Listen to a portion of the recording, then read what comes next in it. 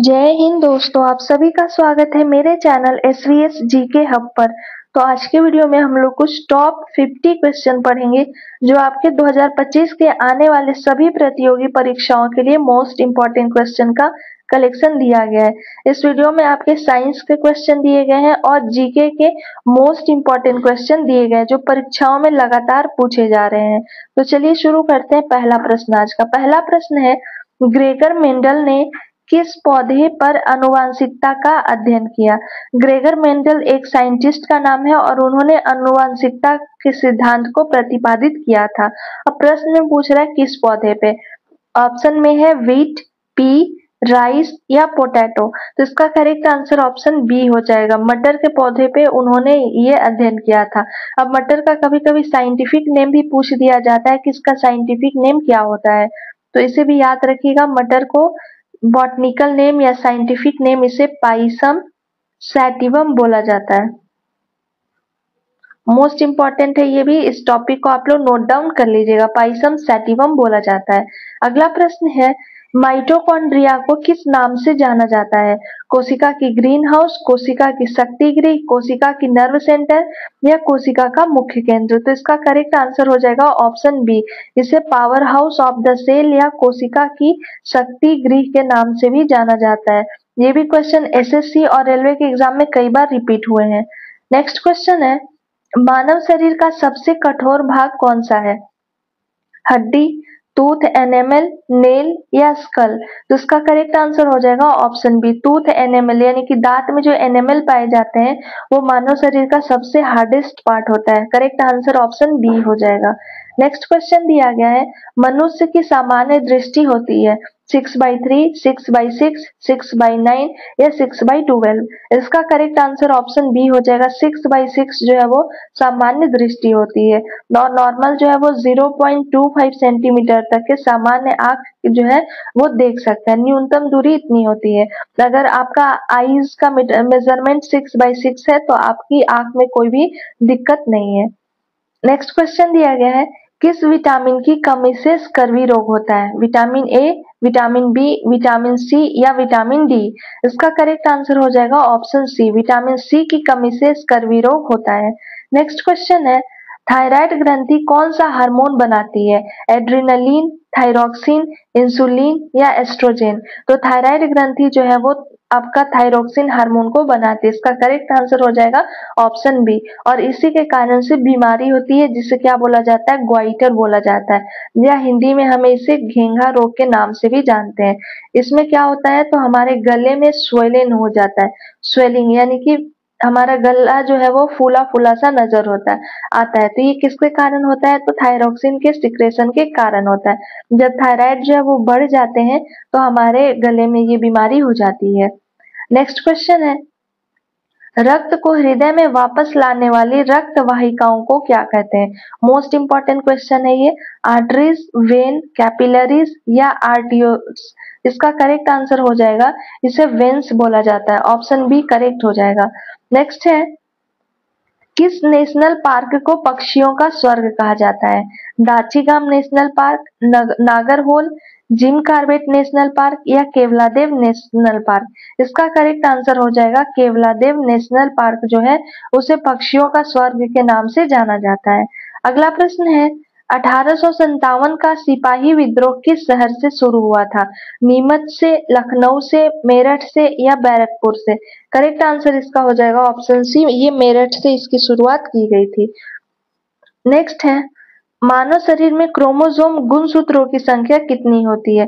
तो गुणसूत्रों की संख्या होती है 46। वही अगर आपसे पेयर में पूछा जाएगा कि कितनी जोड़ी पाई जाती है तो इसका आंसर हो जाएगा 23। नेक्स्ट है, हवा की गति मापने के लिए निम्न में से किस उपकरण का उपयोग किया जाता है? यूडोमीटर का, एनीमोमीटर का, एमीटर का या हाइग्रोमीटर का। तो हवा की गति जो है उसे मापने के लिए प्रयोग किया जाता है एनीमोमीटर। इसका करेक्ट आंसर हो जाएगा ऑप्शन बी। नेक्स्ट क्वेश्चन देखते हैं,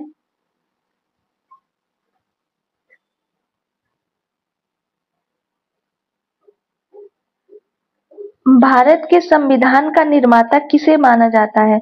महात्मा गांधी को, बी आर अम्बेडकर, जवाहरलाल नेहरू या बी एन राव? इसका करेक्ट आंसर हो जाएगा ऑप्शन बी, भीमराव अंबेडकर को भारत के संविधान का निर्माता कहा जाता है। नेक्स्ट है, भारत में किसे बैंकों का बैंक कहा जाता है? भारतीय रिजर्व बैंक, भारतीय state bank, central bank of India या बैंक ऑफ इंडिया?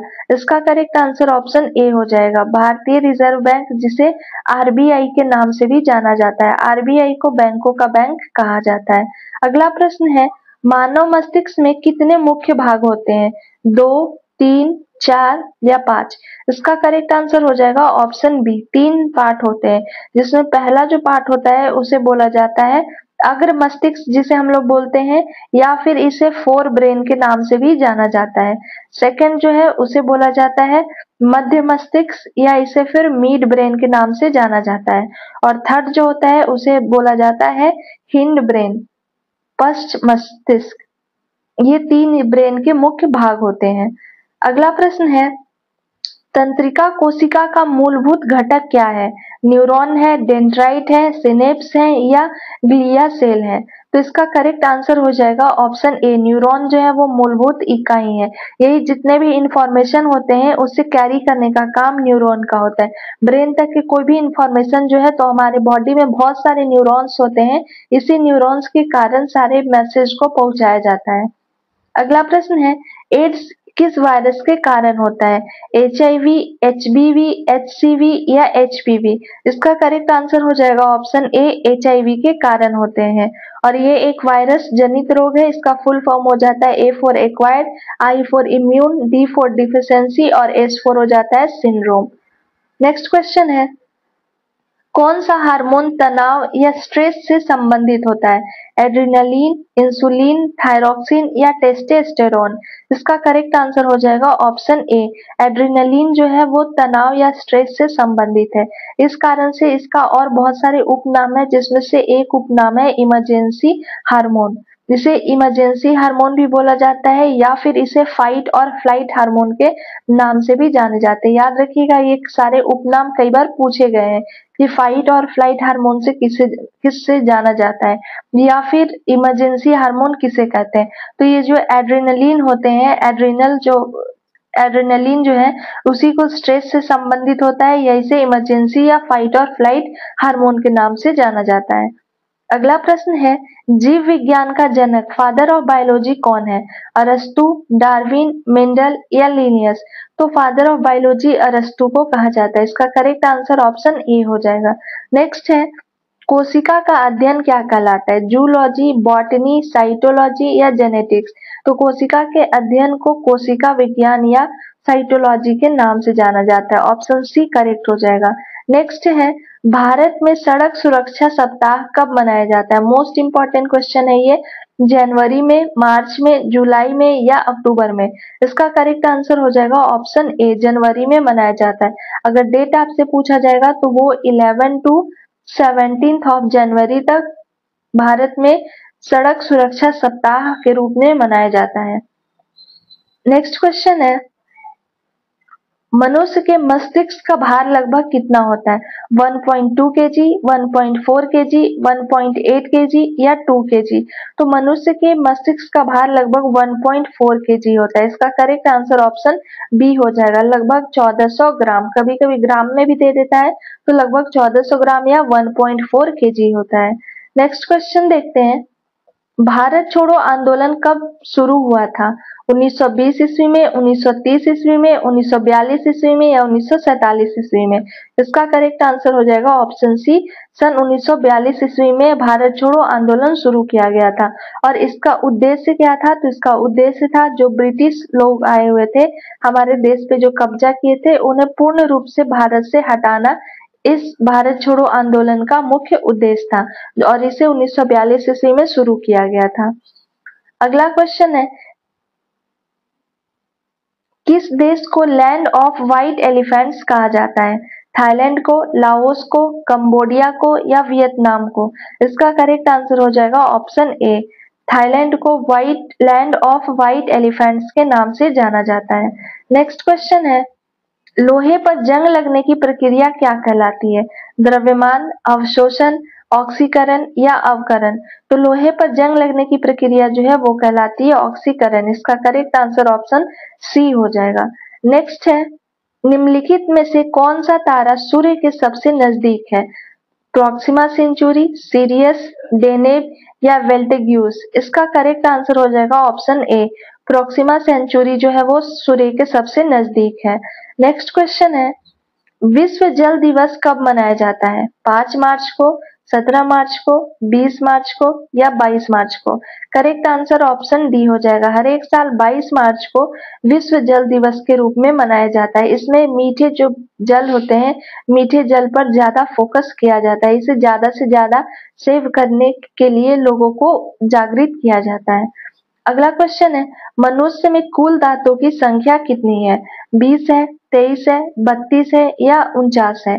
इसका करेक्ट आंसर हो जाएगा ऑप्शन सी। टोटल जो टीथ होते हैं वो 32 पाए जाते हैं। और टीथ कौन कौन से होते हैं? तो वो होता है आई, सी, पी, एम। इसे भी याद रखिएगा। I4 क्या होता है? तो I4 हो जाता है इंसीजर, ठीक है। C4 हो जाता है कैनाइन, P4 होता है प्रीमोलर और M4 होता है मोलर। ये 4 प्रकार के दांत पाए जाते हैं जिसे हम लोग ICPM के नाम से जानते हैं। अगला प्रश्न है, full form of RCT. RCT का पूरा नाम क्या होता है? Root canal treatment. ये दांत में देख रहे हैं, दांत में जब भी हमारे सड़न हो जाती है, दांतों का क्षय होने लगता है तो हमारे दांत काले पड़ जाते हैं। तो उसे उसी का ट्रीटमेंट करवाने के लिए वो कहलाता है रूट कैनाल ट्रीटमेंट। नेक्स्ट है, मानव के श्वेत रक्त कण जिसे WBC बोला जाता है का व्यास कितना होता है? तो उसका व्यास लगभग होता है 0.007 mm।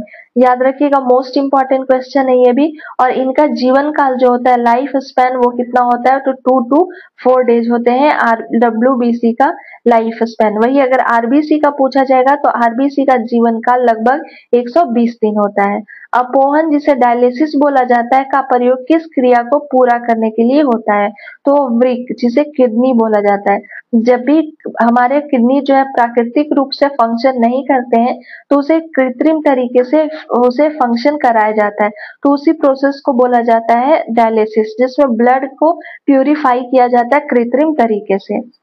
स्वेदन किसके लिए महत्वपूर्ण है? स्वेदन जिसे हम लोग पसीना या स्वेट बोलते हैं, वो किसके लिए महत्वपूर्ण है? तो वो हमारे शरीर के तापमान को नियंत्रित करता है। जो हमारे बॉडी के टेम्परेचर होते हैं उसको नियंत्रित करने का काम किसे होता है? तो ये स्वेट का, पसीना का काम होता है। अगला प्रश्न है, मानव शरीर के भीतर खून किसकी उपस्थिति के कारण नहीं जमता है?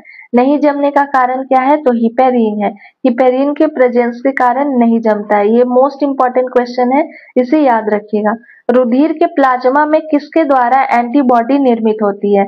तो वो लिम्फोसाइट के द्वारा निर्मित होती है। एंटीजन एक ऐसा पदार्थ है जो क्या करता है? तो प्रतिरक्षी के निर्माण को बढ़ावा देता है। अगला प्रश्न है, आयोडीन युक्त हार्मोन है, यानी कि किस हार्मोन में आयोडीन पाए जाते हैं? तो इसका करेक्ट आंसर हो जाएगा थायरॉक्सिन। नेक्स्ट क्वेश्चन है, ऑपरेशन सिंदूर किस घटना के जवाब में किया गया था? ये काफी ट्रेंडिंग टॉपिक है। अगर आप लोगों को इसका सेपरेट इससे रिलेटेड क्वेश्चन चाहिए तो मेरे प्रीवियस वीडियो में ऑपरेशन सिंदूर का एक सेपरेट वीडियो बनाया गया है जिसमें इससे रिलेटेड सारे इंपॉर्टेंट क्वेश्चन का कलेक्शन है। तो अगर आप मेरे चैनल पे नए हैं तो ऑपरेशन सिंदूर के वीडियो को जाकर एक बार जरूर देखें, क्योंकि ये सब करेंट अफेयर्स के मोस्ट ट्रेंडिंग क्वेश्चन में से एक है। तो ये ऑपरेशन सिंदूर किसके बदले किया गया था? उरी हमला, पहलगाम आतंकी हमला, बालाकोट एयर स्ट्राइक या इनमें से कोई नहीं? तो इसका करेक्ट आंसर ऑप्शन बी हो जाएगा। पहलगाम आतंकी हमला के जवाब में ये ऑपरेशन सिंदूर जो है वो किया गया था। ऑप्शन बी करेक्ट हो जाएगा।